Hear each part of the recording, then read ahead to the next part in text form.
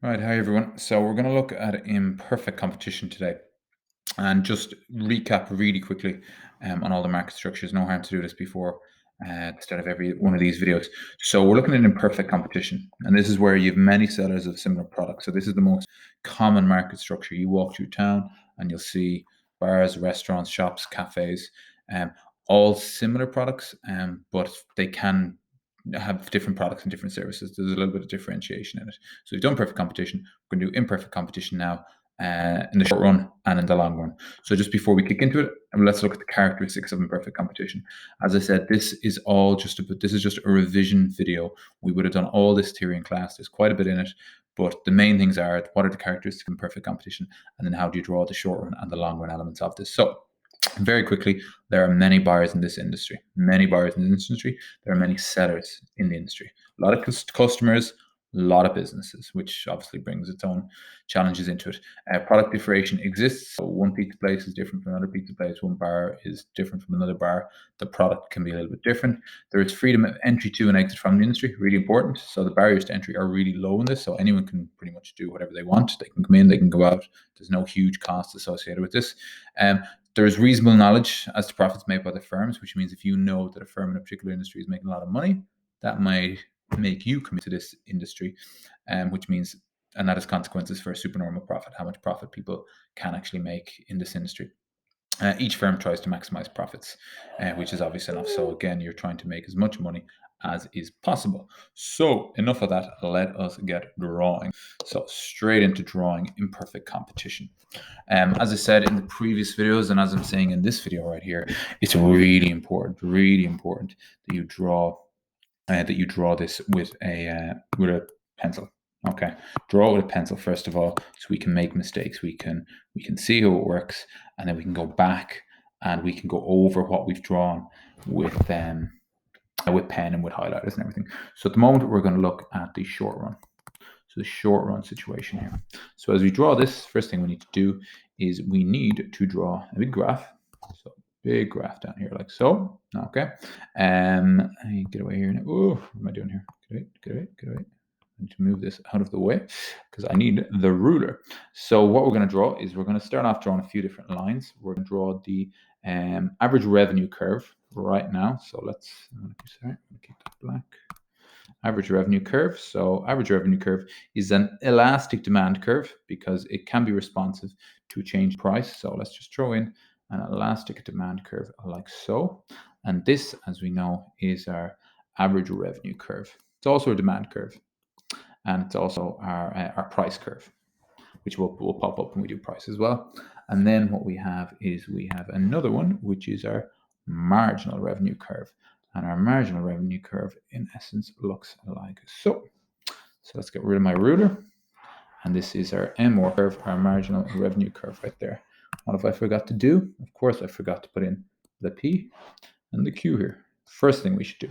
So next thing we need to do is we need to draw in our marginal cost curve. So before we draw in our average cost curves, we're looking at our marginal cost curves. Now we always know that we produce where MC is equal to MR. That's important for us to know in the back of our minds.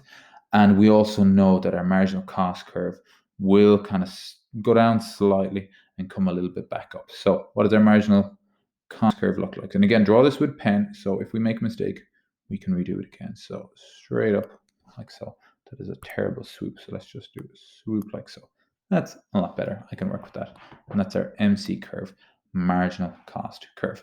So what does this mean? This means straight away that we know where we're producing. We always produce right here. And E is always our equilibrium point. So in the short run, what do we know about the short run? In the short run, we know that profits are being made. We know the profits are being made. Supernormal profits are being made. This is one of the characteristics of imperfect competition. So what does that mean? That means that when we do end up drawing our AC curve needs to be below the average revenue curve. So our AC curve needs to be hitting this point here below the AR curve. So again, this takes a little bit of practice. Draw this in pen. I'm using a stylus here, which isn't very good at all, but we'll give it a crack. So we come straight down here. Oh, that is absolutely brutal. Just go straight down, across, and up. Do you know what? I'm happy with that. and that is our AC curve. Now, why am I happy with that? Well, let's look at a couple of things here. This point here, where our average cost and our marginal cost meet, they should always meet at the lowest point of the AC curve, and we're going to call that point A. We also know that we need to check our, what else do we need to do? Oh yeah, we need to see what price things have been set at. So I'm going to draw this right here. And let's just do a little dunk, dunk, dunk, dunk, dunk, dunk, dunk, dunk, dunk, dunk, because this thing here will tell us a few things. This will tell us right here, that is our average cost. This is our average revenue. So we're going to call that one just, we've A here, we've B here, we can call that one C here, and this will make sense when we're analyzing this. What is that about? Go away. And let's go back to our ruler, and let's swing our ruler upside down a little bit. Down here, perfect. Dunk, dunk, dunk, dunk, dunk, dunk, dunk, dunk. And up here is the same thing. Dunk, dunk, dunk, dunk, dunk, dunk. So what is this showing us here? This is showing us that at producing, where MC is equal to R, we're going to produce here a Q1. That's the quantity one that we're producing at. If we scroll up here, we can see here that this is the price. This right here, B is the price that we're producing at, but C is what we're selling it at. So C is our sales price. So that's right here is going to be our P1 figure. And what do we know about the rest? Well, we know that all of this right here, all the rest right here is what? This is called S&P, for super normal profit. And that is your curve, that is your graph drawn. Now we do need to, in any questions, I do need to say, what's your explanation of this curve? So we need to do some sort of explanation of this curve. And as we do the explanation, as we talk through it now, hopefully it'll make a little bit more sense to you. So the acronym we use this thing called SPECS. Okay, so we do S, P, E, C, and then we do S. And we need to tell the examiner what's happening with this curve. So S, what does it stand for? Supernormal profit. S&P is being made. Sorry, that's my little 7-year-old here beside me. Is being earned. Hi, thanks, Zena. S&P is being earned. Why is it being earned? Because A, or average revenue, you can see the average revenue here, is greater than your AC, your average cost curve. That's all we need to say. Supernormal profit is being made. Where do we produce and what do we sell at? So P stands for producing. So firm produces at Q1. Okay. And sell. So where does it sell? So here's Q1, straight up to Q1. We're going to sell average revenue. Revenue times quantity is price. So average revenue, you're going to sell here, and we sell at P1. Okay.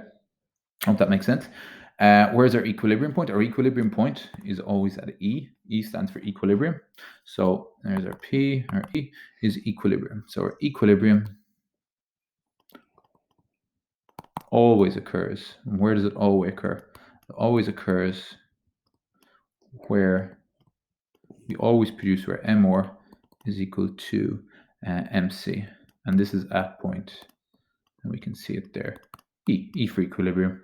We can see E right here for equilibrium. Okay. What the C stands for? C stands for costs. So what is it costing us to make?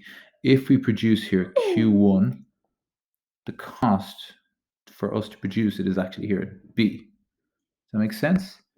So costs are at point B. Now, the question we have with cost is this the cheapest we can make it at?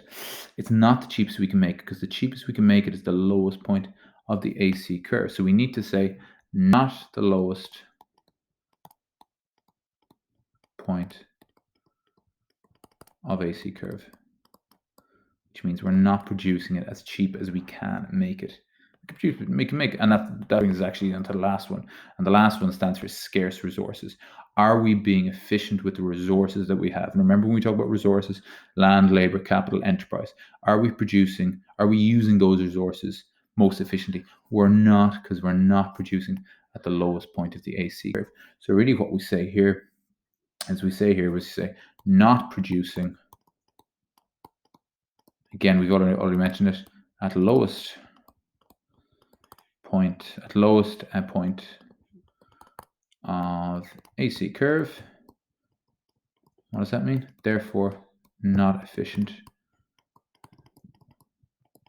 not the efficient use of what are called scarce resources. And that's what the scarce resources, that's what the S stands for. So again, if you want to look at the S is S&P, the P is your price, your E is your equilibrium, your C are your costs, and your S then is your scarce resources. Okay? And that, my friends, is that. I think, how's our time looking in? 20:37. Okay, that means we have 4 minutes to do the long one. We might leave the long one to another video, which we'll do in 2 minutes. But I hope that makes sense. Short run equilibrium of imperfect competition. I think we've explained that well. What do you think, Anna? Yeah, Pretty good. thanks. But Appreciate I don't it. really understand. I wouldn't think you'd understand it now, to be fair. Maybe in a few years. All right, cheerio. Bye, bye, bye, bye.